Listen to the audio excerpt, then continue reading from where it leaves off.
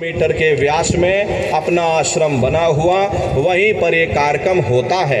अपने आश्रम पर गुरु महाराज की एक छोटी सी गौशाला भी है। हमारे गुरु महाराज के पास में कुल 2 गाय थी। 2 गायों का ही इतना बड़ा परिवार है। बाहर से कोई दूसरी तीसरी गाय नहीं आई। 2 गायों का इतना बड़ा परिवार धीरे धीरे हो गया। ये आज के समय में करीब करीब 3000 गायें हैं और 3000 के ऊपर सांड हैं। गौशाला अलग है, नंदीशाला अलग है। उसी के बगल में अपना एक बहुत बड़ा विद्यालय है, जिसमें 2500 से 3000 बच्चे निःशुल्क विद्या अध्ययन करते हैं। कॉपी किताब, पढ़ाई लिखाई, भोजन पानी बिल्कुल निःशुल्क है। और उसी के बगल में अपना एक बहुत बड़ा अस्पताल भी है।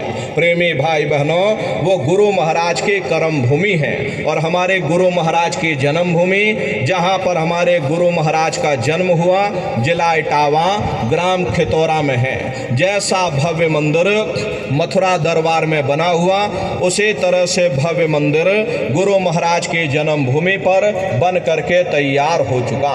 तो प्रेमी भाई बहनों, समय निकाल करके आप पधारिएगा। भंडारे के कार्यक्रम में आप सभी प्रेमी भाई बहन सब परिवार पधारिएगा। अपने अपने बच्चों को भी साथ में ले करके आइएगा।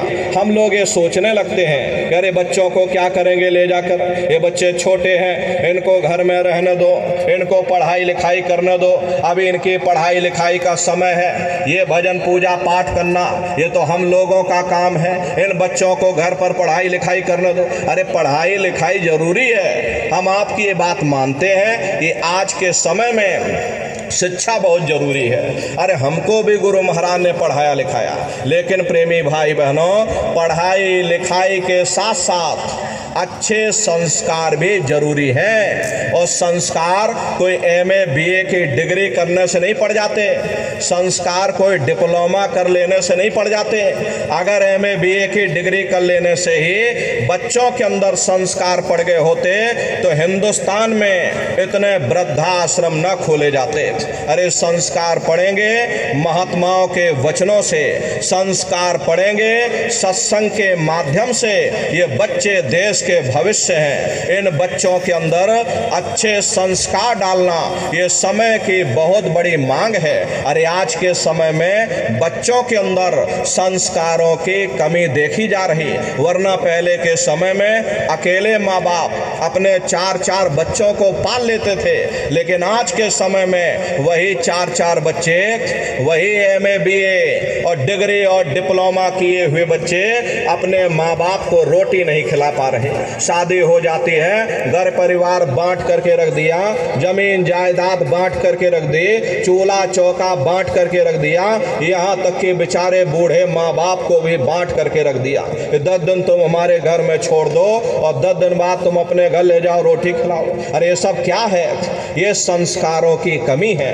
ऐ माताओं बहनों, अरे बच्चे तुम्हारी धरोहर हैं, ये बच्चे तुम्हारे जीवन की पूंजी हैं। अरे अपनी पूंजी को संभाल करके रखिए।